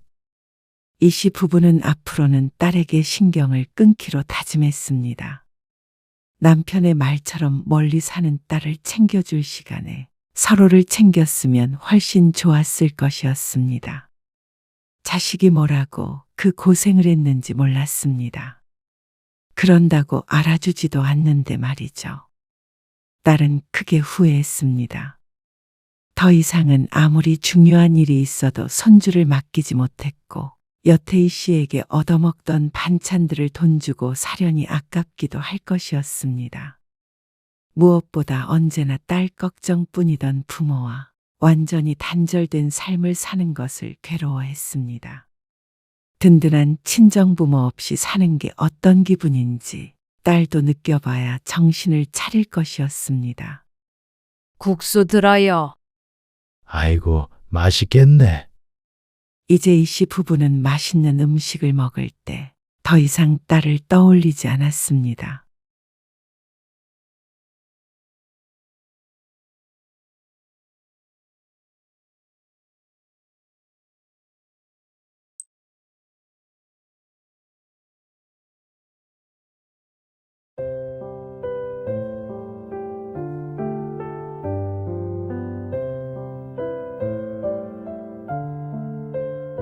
저희가 그쪽에 좋은 병원 알아봐 드릴게요.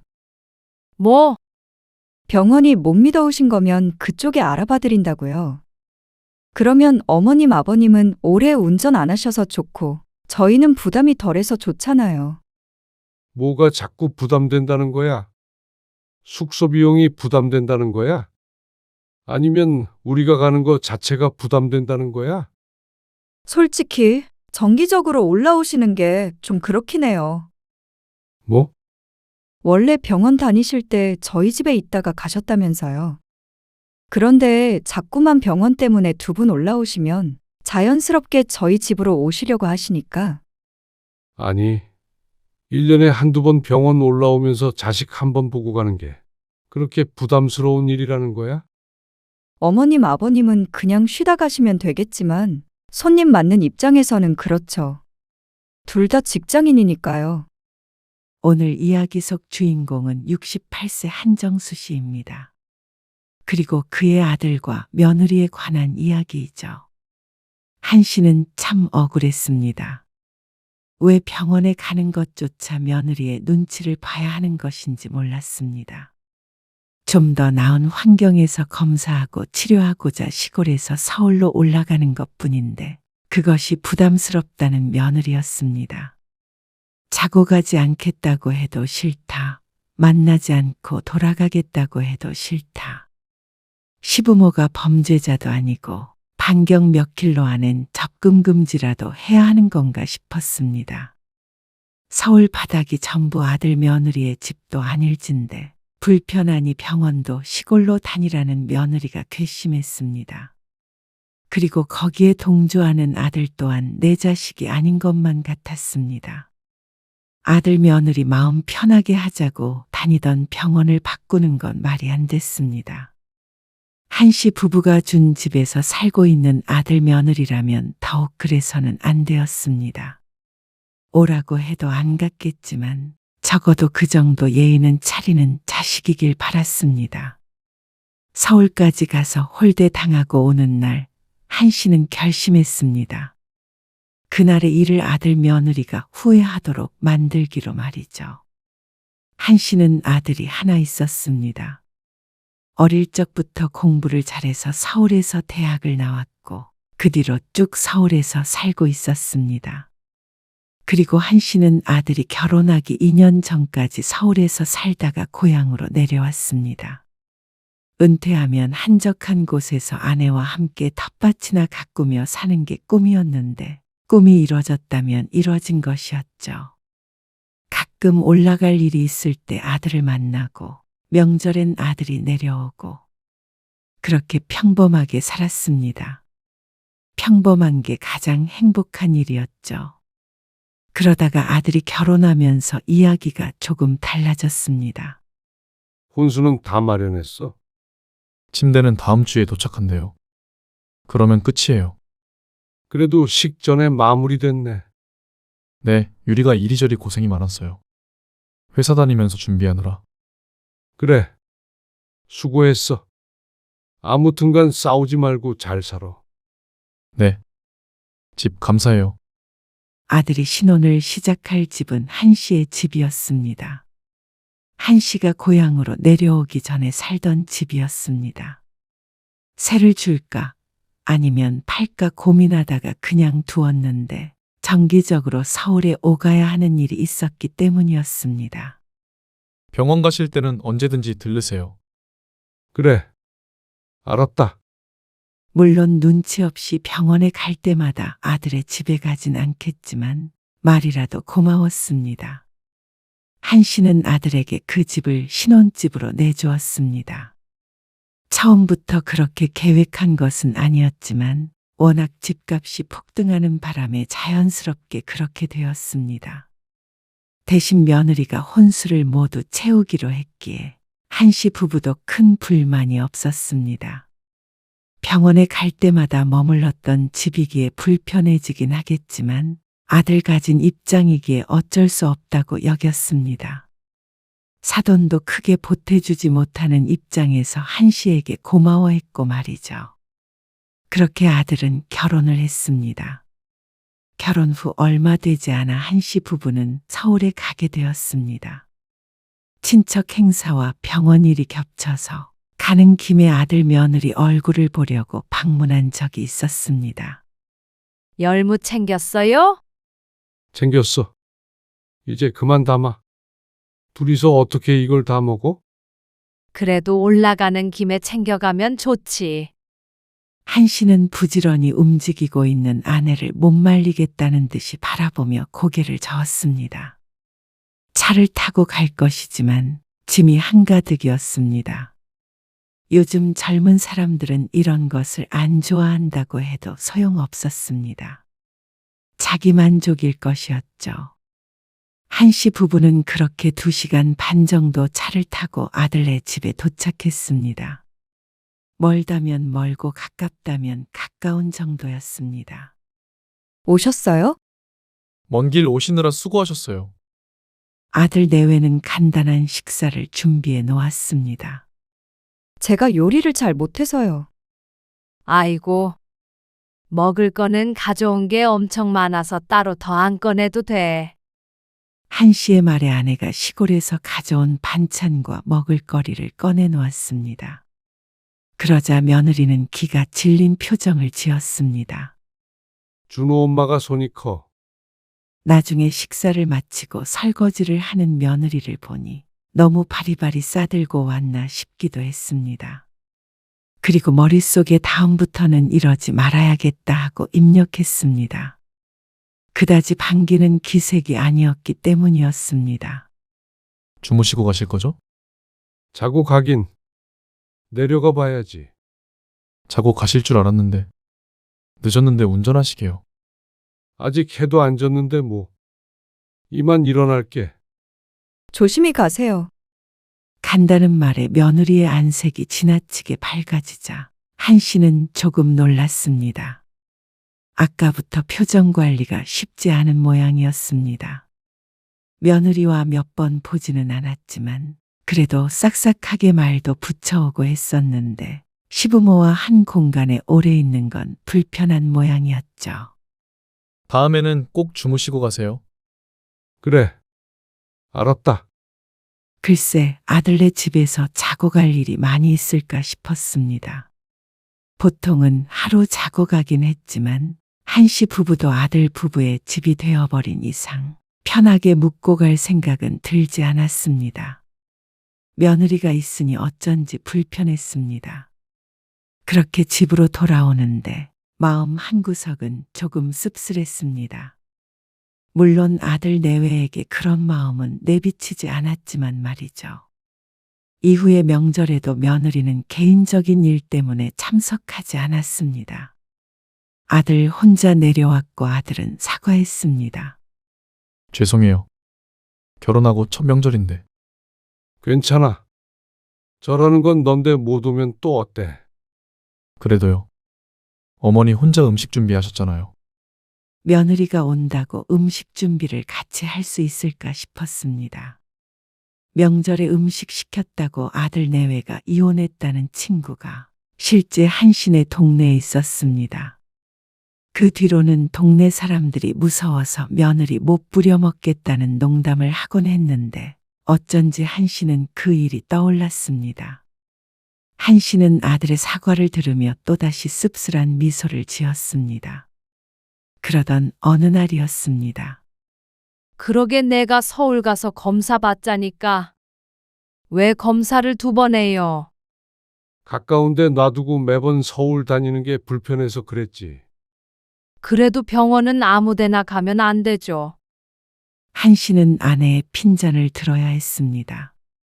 지난번 건강검진을 할 때 서울에 가자는 걸 한씨가 우기고 우겨서 근처에서 받았는데 결과가 좋지 않아 다시 검사받으러 서울에 가야 했습니다. 걱정도 되는 마음에 잔소리하는 아내의 마음은 이해가 갔죠. 준호야, 아빠 검진 받으러 서울에 올라갈 거거든. 근데 이틀 정도 있어야 할 것 같아. 아내가 한씨를 흘겨보며 아들과 통화를 했습니다. 그런데 어쩐지 아들의 반응이 좋지 않았습니다. 아, 제가 유리랑 상의해보고 다시 전화 드릴게요. 어? 알았어. 전화를 끊고 아내가 고개를 갸웃거렸습니다. 애들이 요새 바쁜가? 요즘에 안 바쁜 젊은이들이 어디 있어? 맞벌이하는 아들 부부라 바쁜 것은 당연할 것이었습니다. 그래서 서울에 간다고 연락하는 것도 조금 마음에 걸리긴 했습니다. 자는 것도 그냥 병원 근처에 숙소 구하자고. 아들 집 놔두고 왜 숙소를 구해요? 불편할 거 아니야. 나는 괜찮은데? 늘 지내던 집인데 뭐가 불편해요? 아니, 우리 말고 준호네가 불편하겠지. 에이, 밥 한 끼 같이 먹고 잠만 자고 나오면 되죠. 며느리는 부담되지 않겠어? 밥도 차리고 잠자리도 봐주고 하려면. 그런가? 한씨의 말에 아내가 고개를 갸웃거렸습니다. 그래도 1년에 몇 번이나 된다고. 한두 번 될까 말까인데. 그 정도도 부담스럽나? 그럴 수 있겠지. 옛날에는 시부모님이 한 달 내내 머물다 가신 적도 있고 그런데. 언제적 얘기를 하는 거야. 한씨는 아내의 말을 듣고 웃었습니다.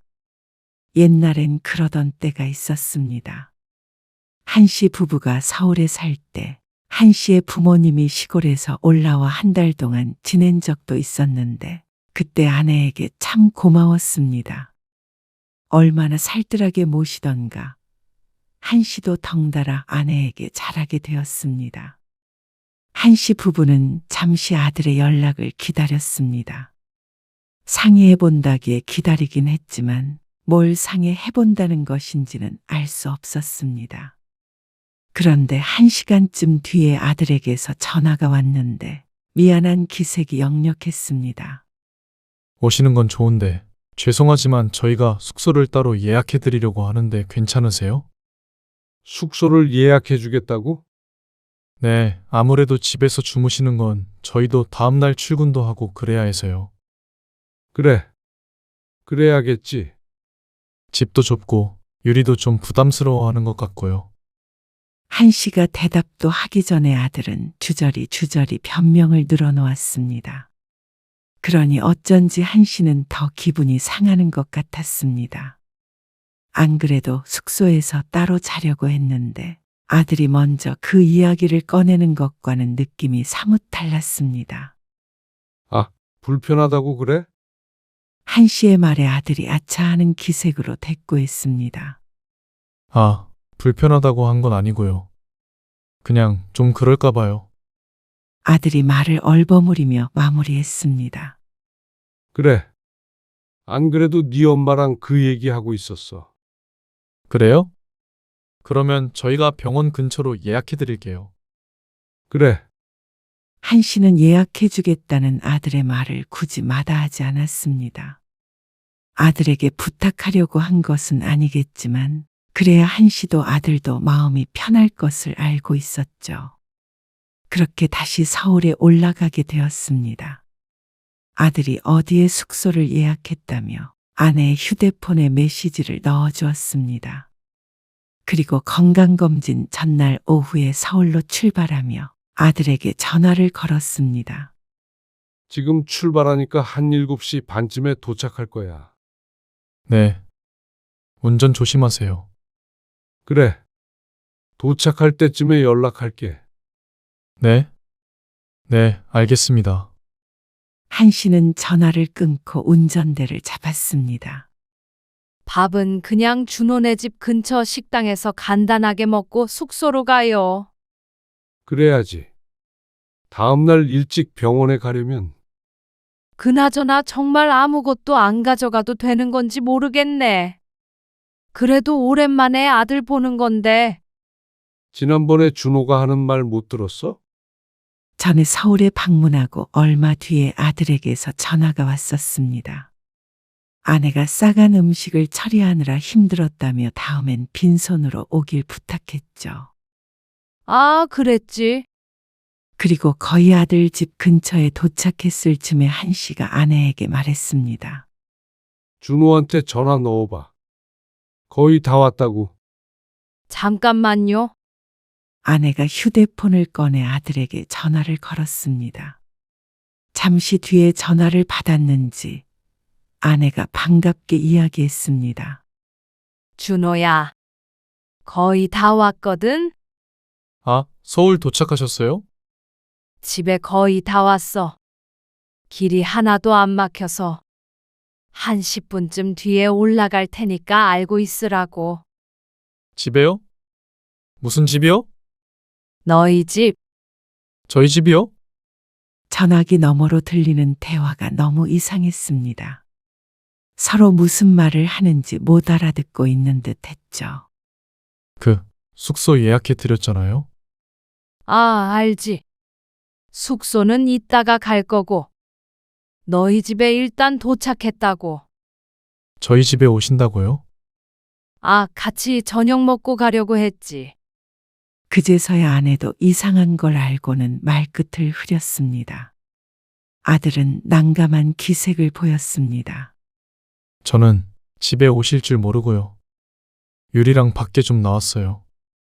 어? 그래?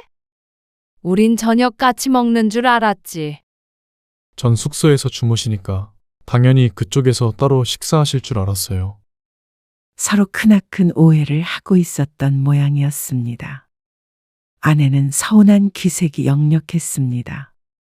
그러면 여기까지 왔는데 얼굴 한 번 안 보고 가라는 얘기였어? 아, 그런 뜻이 아니고요. 잠은 밖에서 자더라도 그래도 한 번은 볼 줄 알았어. 지난번에 명절에 보고 못 봤으니 시간이 꽤나 흘렀습니다. 아내가 섭섭해하는 것도 이해가 갔습니다. 아무리 그래도 외출한 거면 바쁜 것도 아닌데 좀 보고 가지. 죄송해요. 거기까지 생각을 못 했어요. 오랜만에 부모가 먼 길을 올라왔는데 그런 생각조차 하지 않았다는 게 한 시부부로서는 서운할 수밖에 없었습니다. 버선발로 맞아주길 바란 건 아니었지만 적어도 자식으로서 얼굴 한번 비추는 건 당연하다고 생각했죠. 됐어. 그냥 숙소로 가겠다고 해. 하지만 한 씨는 속마음과 다른 얘기를 꺼냈습니다. 외출했다며 저렇게 난감해하는데 몰아붙인다고 뭐가 달라질까 싶었습니다. 알았어. 끊을게. 네. 죄송해요. 다음에는 같이 식사해요. 내일 검사받고 전화 주세요. 그래. 알았다. 아내는 전화를 끊고 아무 말도 없이 휴대폰만 내려다보았습니다. 어차피 시간도 촉박했잖아. 숙소로 가서 느긋하게 쉬면 되지. 맛있는 거 먹고. 한 씨가 그런 아내를 위로하듯이 말했습니다. 자식은 결혼하면 남이 된다는 얘기는 들었어도 요즘처럼 내 아들이 멀게 느껴진 적이 없어요. 어쩌겠어. 준호도 자기 가정이 생긴 건데. 언제까지 부모 생각만 하면서 살아. 아무리 그래도 아내의 말은 이해가 갔습니다. 1년 전에 서울에 방문한 뒤로 명절 때를 제외하고는 아들은 볼 수 없었습니다. 지난번 아내의 생일에는 생일인 것도 있는 바람에 전화 한 통 받지 못했고 말이죠. 전화도 한 달에 한 번 통화를 하면 많이 한 축에 속했습니다. 그마저도 바쁘다며 통화가 1분 이상 지속되기도 힘들었죠. 그러니 하나밖에 없는 자식이 멀게 느껴질 수밖에 없었습니다. 며느리는 더했습니다. 관리사무소에서 문자 메시지가 왔는데 아들이 사는 집인데도 실수로 한 씨의 아내에게 메시지가 온 적이 있었습니다. 그래서 알려주려고 아들에게 전화해서 안 받길래 며느리한테 전화를 했더니 며느리도 받지 않았습니다. 나중에 부재중 통화 표시를 보고서도 전화를 주지 않았고 뒤늦게 아들하고만 짧게 통화하고 말았습니다. 결혼하고 아들은 멀어졌지만 며느리는 더욱더 먼 존재였죠. 한 씨 부부는 아들이 예약해준 숙소에서 하루 묵고 다음날 일찍 병원에 갔습니다. 그리고 이것저것 검사를 하는데 옆에 앉아 있던 아내가 중얼거렸습니다. 이럴 줄 알았으면 오늘 새벽에 출발해도 됐었겠네. 한씨 부부는 좀 더 여유롭게 병원에 오기도 하고 또 아들 내외를 만날 생각을 했기에 하룻밤 묵은 것이었습니다. 그게 별 소용없는 일인 듯 느껴지는 모양이었습니다. 아직도 그 생각해? 다음에 보면 되지. 다음에 언제요? 다음 명절 때는 뭐 여행 간다더만. 그 말에 한씨는 또 말을 잃었습니다. 다음 명절에는 둘이서 해외여행을 가겠다며 명절에는 못 온다고 미리 통보를 받았습니다. 그 당시에도 아내는 상당히 섭섭해했었죠. 이제는 자식에 대해서 조금 놓아야 할 때인 듯 했습니다. 아무리 부모와 자식이더라도 각자의 삶이 더 중요해지는 때가 온 것일 뿐이었습니다. 아버지, 혹시 검사 끝나고 저희 집에 잠시 들렀다가 내려가시겠어요? 그런데 아들이 전화를 해왔습니다. 너희 집에? 네. 식사도 같이 하고요. 드릴 말씀도 있고요. 그러자 한씨는 마음이 조금 풀리는 듯 했습니다. 아무래도 전날 그렇게 통화를 했던 게 마음에 걸리는 모양이었습니다. 아내도 좋다는 듯이 옆에서 고개를 연신 끄덕였습니다. 그래, 알았어. 너희 퇴근 시간 맞춰서 갈게. 네. 그럼 그때 뵐게요. 검사를 그렇게 오랫동안 하지는 않기에 시간이 많이 비었습니다. 한씨 부부가 시간을 보내는 건 쉽지 않았습니다. 커피도 한 잔 마시고 산책도 좀 하고 했지만 시간은 더디게 흘렀죠. 그렇게 아들 내외가 퇴근할 시간쯤이 되었을 때 한씨는 아들네 집으로 차를 끌고 갔습니다. 아, 집 근처에 훈장골 아시죠? 거기에서 만날까요? 뭐, 식당에서? 네. 집으로 오라더니? 아, 집에서 식사하잔 말은 아니었어요. 집에 먹을 것도 없고 청소도 좀 덜 돼 있고요. 그래, 알았어. 아들은 집이 아닌 근처에 있는 백숙집에서 보자고 했습니다. 한씨도 이곳에 살 때 아들과 몇 번 가본 적이 있던 곳이었습니다. 아내는 혀를 찼습니다. 아무래도 오늘도 아들네 집에는 못 들어가 보나 싶은 모양이었습니다. 아들 집이 궁금한 게 아니라 자꾸만 꺼려하는 것 같은 기색이 서운한 것이었습니다. 식당에 도착하니 아들 내외가 이미 와 있었습니다. 검사는 잘하셨어요? 그래, 결과는 언제 나와요? 2주 뒤에 다시 오라고 하더라. 결과 들으러 또 올라와야 한다고요. 그래야지. 아들은 새삼스럽게 놀란 기색이었습니다. 작년에도 그렇고 그 전에도 그렇고 늘 그래왔었는데 잊은 사람처럼 말이죠. 왔다 갔다 힘드시겠어요. 자주 그러는 것도 아닌데 뭘. 그런데 아들은 한씨의 말을 듣고는 무언가 말할 듯 말 듯 망설였습니다. 안 그래도 그것 때문에 드릴 말씀이 있어서요. 메뉴가 나와서 차려졌지만 아들은 젓가락을 들지 않았습니다. 무슨 중요한 얘기를 하려나 싶어서 한씨 부부도 고기를 먹는 대신에 아들을 바라보고 있었습니다. 꼭 건강검진을 서울에서 하셔야 되나 싶어서요. 그게 무슨 말이야? 그렇잖아요. 병원이 다 똑같은데 힘드시게 사서 고생을 하세요. 병원이 다 똑같으면 한씨도 굳이 고생하지 않았습니다. 그렇게 따지면 지방에서 서울로 병원을 다니는 사람들은 다들 괜한 짓을 하고 있는 것인가 싶은 생각이 들었습니다. 그래도 다니던데 다니는 게 좋고. 아무래도 시골 병원이랑은 다르지. 고향으로 내려가기 전에 늘 다니던 병원이었습니다. 그게 아니더라도 서울에서 손에 꼽히는 병원이기에 믿음도 있었고 말이죠. 에이, 시골이라고 해도 조금만 나가면 큰 병원 많잖아요. 그리고 그런 병원 의사들도 다 서울에서 졸업한 의사들이죠. 이번에 그래서 검사해봤더니 결과가 안 좋다니까. 그래서 자세히 보려고 온 거잖니. 자세히 보는 건 거기 있는 큰 병원에서도 할 수 있지 않아요? 30분만 가면 진짜 큰 병원 있던데. 아들은 무척 집요하게 굴었습니다. 서울 병원과 왼수진 것도 아니고 한 씨가 아들에게 병원에 데려다 달라고 한 것도 아닌데 왜 이러나 싶었습니다. 말은 엄마 아빠 힘들까봐 그렇다는데 그게 아닌 듯 했죠. 됐어. 건강이 가장 중요한데 검사를 대충 할 수는 없지. 그게 아니고요. 자꾸 이렇게 올라오시면 저희도 좀 부담스럽기도 하고. 부담스럽다니? 이번에도 당연히 저희 만나고 가시려고 하셨잖아요. 그게 부담스러워? 밥 한 끼 먹는 게? 그렇다기보다는 하루 묵고 가시는데 밖에다가 숙소 얻어드리는 저희 마음도 편치 않기도 해요. 왜? 너희 집에서 자는 것보다는 낫지 않아? 한 씨의 말이 아들의 전곡을 찌른 듯 했습니다. 아들은 헛기침을 마구 했습니다. 그러자 옆에 있던 며느리가 한마디 보탰습니다. 저희가 그쪽에 좋은 병원 알아봐 드릴게요. 뭐? 병원이 못 믿어오신 거면 그쪽에 알아봐 드린다고요.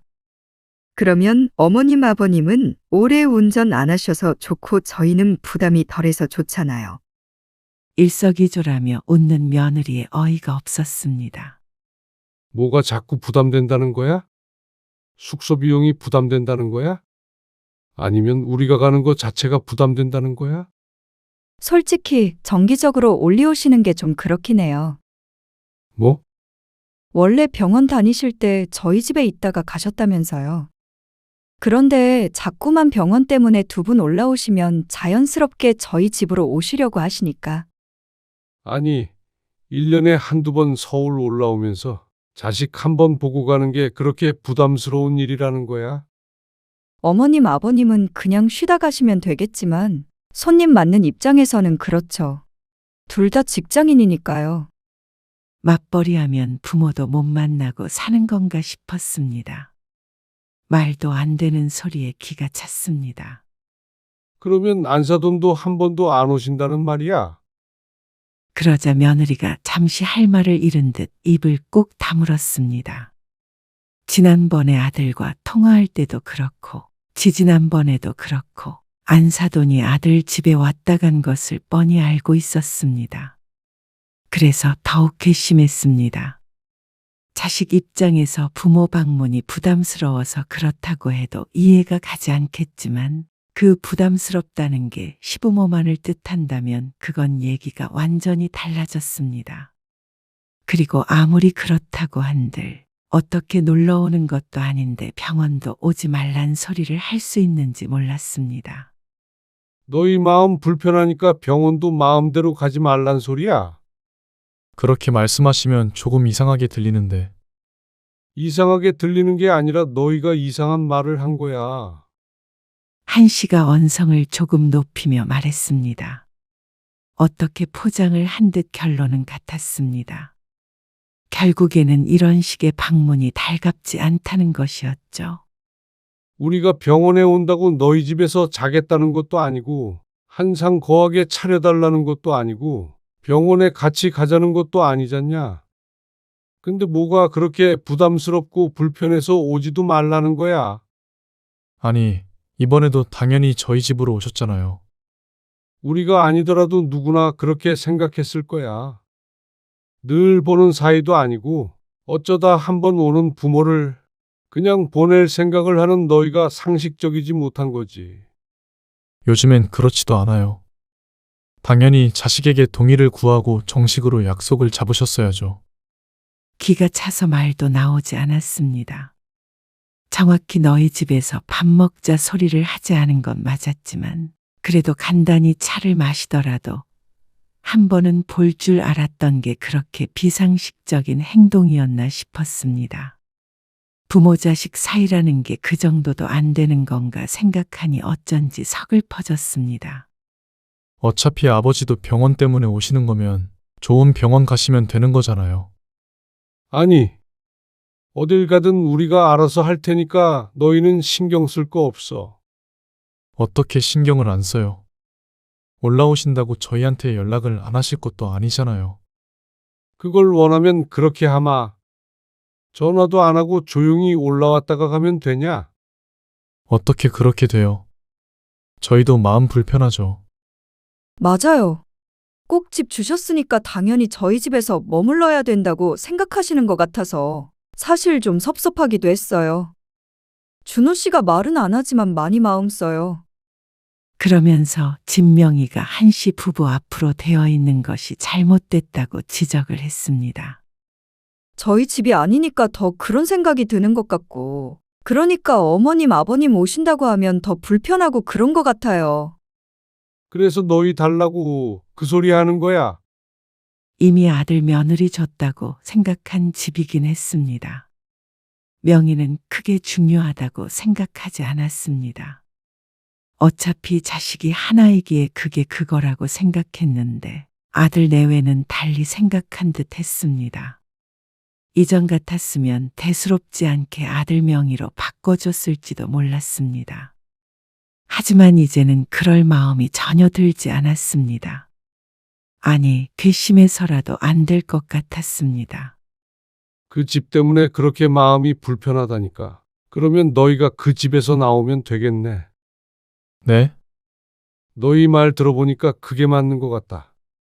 늘 왔다 갔다 해야 하는 서울이라서 집을 남겨놨는데 당연히 그 집에서 자야지. 숙소가 웬 말이야? 아버지, 병원을 바꿀 게 아니라 집을 돌려받으면 되겠네. 얘기가 어떻게 그렇게 돼요? 말이 안 되죠? 말이 되든 안 되든 그게 무슨 상관이야? 나도 맘 편히 병원 다니려면 서울에 집 한 채는 역시 있어야겠다. 이왕 이렇게 된 거 너희가 나와서 살아. 아버님, 이러시는 법이 어디 있어요? 그러면 부모가 자식한테 집을 주라는 법도 있냐? 아들과 며느리는 크게 놀란 듯 했습니다. 다급히 말을 쏟아뱉기 시작했습니다. 꼭 오지 말라고 말씀드린 건 아니었어요. 그냥 오가기 힘드실까봐 좋은데 알아봐 드리냐고 여쭤본 거였죠. 그게 싫으시면 강요 안 해요. 지금처럼 왔다 갔다 하세요. 그래. 지금처럼 왔다 갔다 할 테니까 빨리 좀 집 비워줘라. 아니, 아버님. 그러면 저희는 어디로 가나요? 집 안 받았어도 길에서 살진 않았을 거 아니냐. 그동안 공짜로 산 돈은 안 받을 테니까 전세를 구하든 월세를 구하든 너희 힘으로 살아. 아버지, 이러시면 정말 곤란해요. 아니, 우리가 그동안 너한테 너무 많은 걸 준 것 같다. 부모의 사랑이 부담스럽다면 줄 이유가 전혀 없지. 대신 우리도 병원 온다고 전화하지 않을 거고 나중에 너희 도움 바라지도 않으마. 너희도 부모 도움 바라지 말고 살아라. 그냥 왔다 갔다 하시라니까요. 지금처럼요. 저희 집으로 오시면 되잖아요. 어차피 1년에 한두 번이라면서요. 그래. 1년에 한두 번도 너희는 싫다고 한 거지. 생각해보니 아주 그 집을 팔아야겠다는 생각도 든다. 지금처럼 한두 번 숙소에서 묵으면 그게 훨씬 이득이네. 그러고는 식사도 하지 않을 채 자리에서 일어났습니다.